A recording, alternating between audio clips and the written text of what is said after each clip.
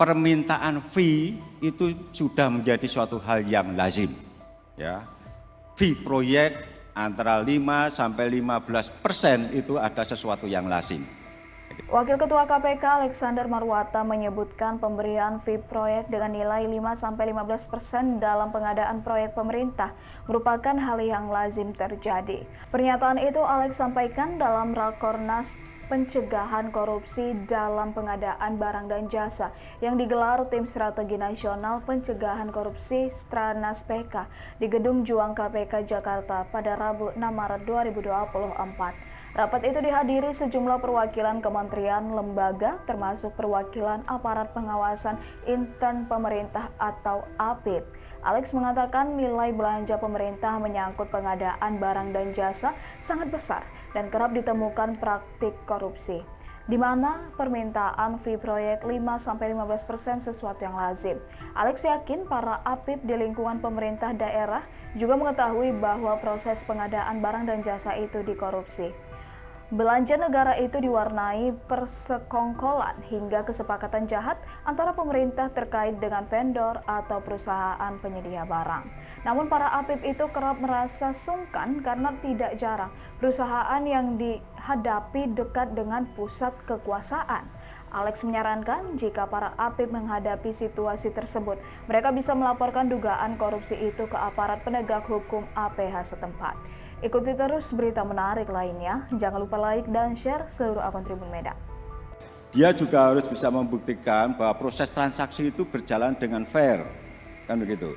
Kalau terjadi di belakang hari bahwa yang bersangkutan itu dalam mendapatkan proyek itu bersekongkol dengan pihak satuan kerja atau ULP, maka semua keuntungan itu harus dikembalikan. Misalnya seperti itu.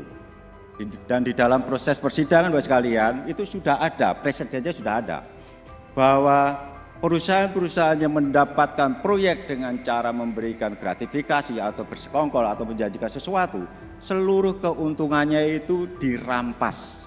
Ya, kalau itu sudah masuk ranah pidana, tetapi ketika belum masuk ranah pidana dan ditemukan oleh aparat pengawasan internal pemerintah, berapa? Enggak jelas ya.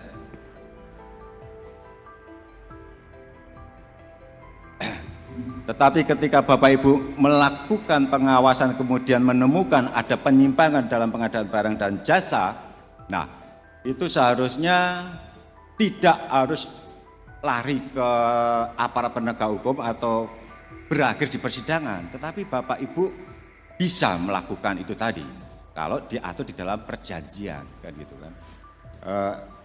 Vendor menjadi subjek dari pengawasan Bapak Ibu semuanya.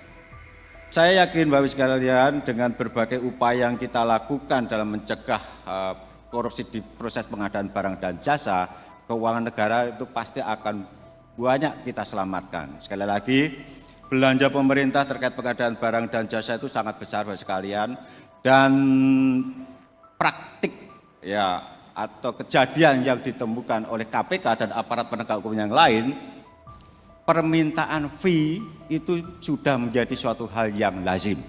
Ya, fee proyek antara 5 sampai 15% itu ada sesuatu yang lazim. Gitu. Saya yakin Bapak Ibu bukannya tidak tahu ya, bukannya tidak tahu bahwa dalam proses pengadaan barang dan jasa itu ada persekongkolan, ada kesepakatan yang tidak baik. Tetapi sering yang Bapak Ibu hadapi adalah ketika berhadapan dengan rekanan-rekanan yang dekat dengan pusat kekuasaan. Kalau di daerah dengan kepala daerah tentunya. Dan Bapak Ibu ya agak sedikit mungkin sungkan ketika berhadapan dengan vendor yang kemudian Bapak Ibu ketahui ada hubungannya dengan ya pimpinan tertinggi di daerah tersebut. Nah, kalau Bapak Ibu merasa sungkan atau mengetahui tetapi kemudian tidak bisa berbuat banyak, ya kami menghimbau laporkan saja ke aparat penegak hukum. Kalau Bapak Ibu mengetahui aparat penegak hukum di daerah juga nggak efektif, karena kami paham Bapak sekalian aparat penegak hukum di daerah itu kan terikat dalam forum koordinasi pimpinan daerah, kan begitu. Laporkan ke KPK, nggak usah ragu. Tidak usah ragu Bapak sekalian, kami akan melindungi siapa pihak pelapor, kan seperti itu. Dan kami akan menindaklanjuti tentu saja. Nah, Bapak sekalian, pada kesempatan pagi ini nanti akan dipaparkan teknis-teknis audit ya berbasis elektronis tentu saja, e-audit ya. Karena proses pengadaannya sudah secara elektronis lewat e-katalog, proses pengawasannya pun seharusnya lebih dipermudah ya. Dengan e-audit, Bapak Ibu akan diberikan akses terhadap proses pengadaan barang dan jasa. Bapak Ibu bisa melakukan monitoring day to day, setiap hari, setiap saat, apakah proses ini benar atau tidak. Sehingga upaya pencegahan dalam proses pengadaan barang dan jasa itu dapat dilakukan secara lebih efektif dan maksimal. Download Tribun X sekarang, menghadirkan lokal menjadi Indonesia.